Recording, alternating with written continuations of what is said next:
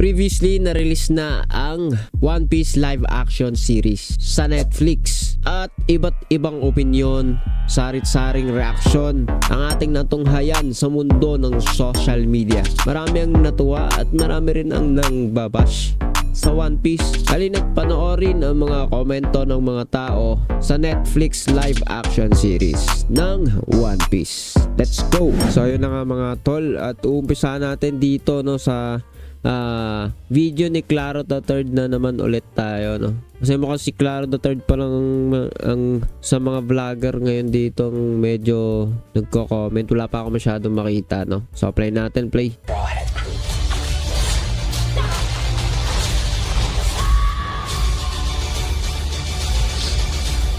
Eto na nga! Hindi ko pa napapanood tong bagong One Piece sa Netflix. Pero titignan natin, nanggigigil ako, puro kaharutan. Hindi ako masyadong fan ng One Piece. Pero naabutan ko tong first na arc, yung pa lang yung kasama niya, ganyan. Grade 2 pa, for tagal na. After hindi ko na napanood, matagal ko na gusto panoorin. Kaso, ang haba kasi, na-overload yung utak ko, na-overwhelm ako. Isa-isahin muna natin yung mga karakter. So ito yung group picture ng cast nila versus yung ad. At maraming naghihintay talaga kung mapapatunayan nila. At nakita ko, no, maraming may gusto nitong live action na ano naman nila na justify. Tingnan natin yung mga character posters. Ayan sis, marami rin may crush sa kanya. Etong, ayan no, Setting Sail 2020. Na-excite na ako, hindi ko pa napapanood. Mamaya papanoorin ko na rin. Kayo ba napanood nyo pa? Tanungin ko lang din kayo if nagustuhan niyo yung palabas o hindi. Natuwa ba kayo? Kasi yung mga fans talaga nakikita ko ngayon masaya sila eh. O si Nami. Wala pa yung ibang mga members nung crew nila. Sila Chopper, ganon. O eto sabi nila kamukha daw ni Bong Navarro.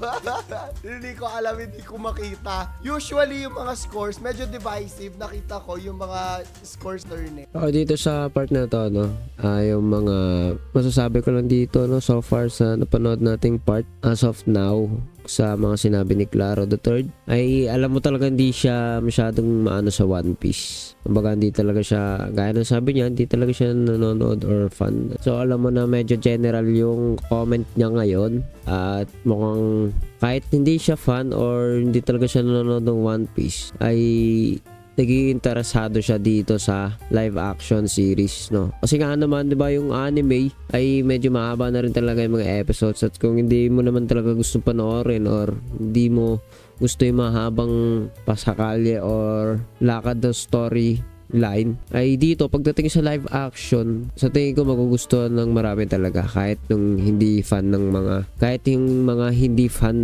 One Piece anime. So tignan pa natin kung ano pong mga masasabi niya dyan. Pero usually naman, matataas, 7 or 8 pataas, and nagustuhan din talaga nila si Zoro. Kamukha niya si Jungkook, agree yes or na ganyan. And then si Usopp, no? Kamukhang-kamukha nung yung character talaga sa anime. Eto na.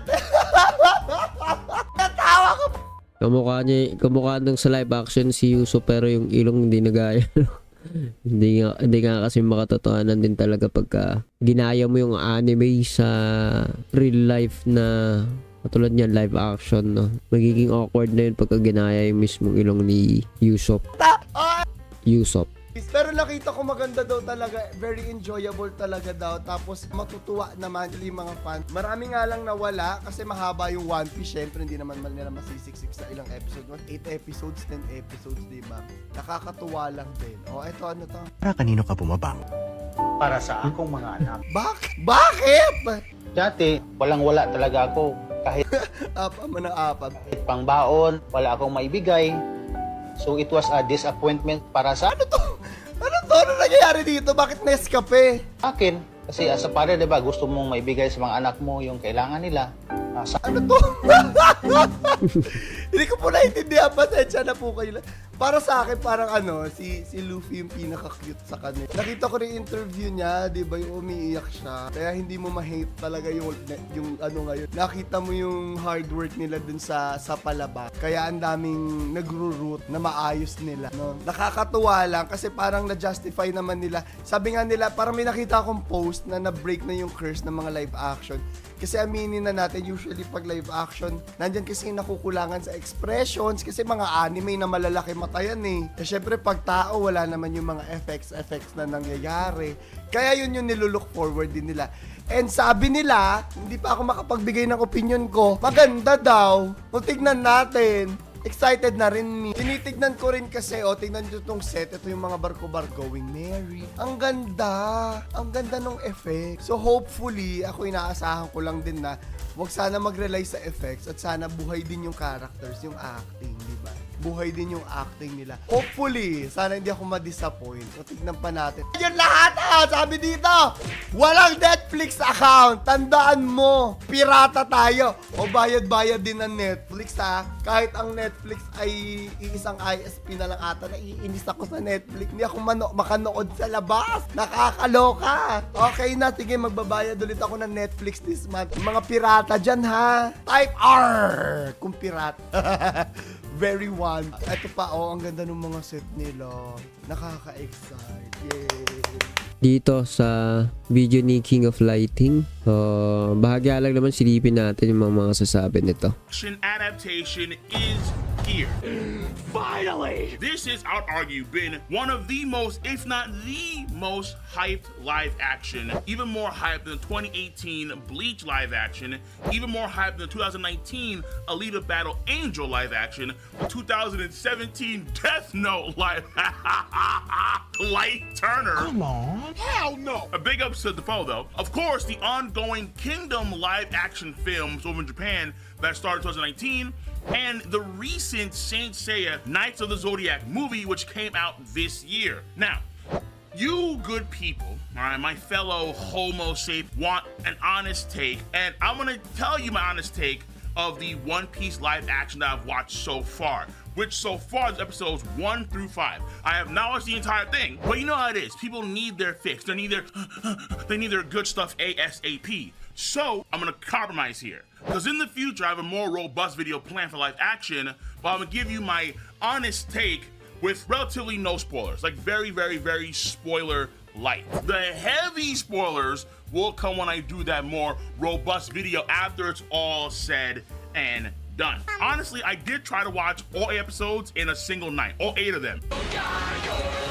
The captions were absolutely hilarious. I know it means I'm slow and old to have captions on, but I promise you, you will not regret turning captions on, because they do make it a little more fun. And there is no harm in having a little more fun. That's number one. But the true number one, which is number 2, is the settings. The settings are great. Each arc has a main setting that the story kind of unfolds in, and then each one is pretty dense. People already know that the budget for the One Piece live action ain't nothing to scoff at. It's quite robust. And as far as I can tell, the vast majority of that budget went into the creation of the settings. That's where the lion's share is, and it has absolutely paid off. And part of that density are the Easter eggs. Number 3, it is chock full of Easter eggs. And it's not something I was so keen on searching for while trying to just enjoy the show in of itself. Yeah, that's pretty true. But as a fan for many, many years of One Piece, there were some things that I did catch, tying back to things like, I believe, data books or SBSs or all those comments, stuff like that. Legend has it that Arthur is going to be going through the Easter eggs of the One Piece live act, a massive video just tackling all these Easter eggs. So be on the lookout for that on his channel in the future. But there are a chock full of Easter eggs in these dense settings, which is really, really, really, and of course that. So ayun guys, hindi na natin tapusin yung video niya. So isa sa binabanggit, binibigyan niya ng positive feedback ay yung budget talaga ng One Piece. At di naman natin maikakaila talaga yun, no? May budget talaga. At halata mo pa lang, no, kung nanonood ka talaga ng mga palabas, lalo kapag nakita mo na yung mga live action ng iba, alam mo may pinag-iba yung sa live action ng One Piece ngayon. And dito sa part na to, para makita rin lang natin ng konting clip, no, ng trailer. Oh, Roger, yeah. Oh, he looks wow. Yeah, Nami look legit right there. Go! Usopp looks so Garp. Wait, who was that? Garp. Yeah. That was Garp.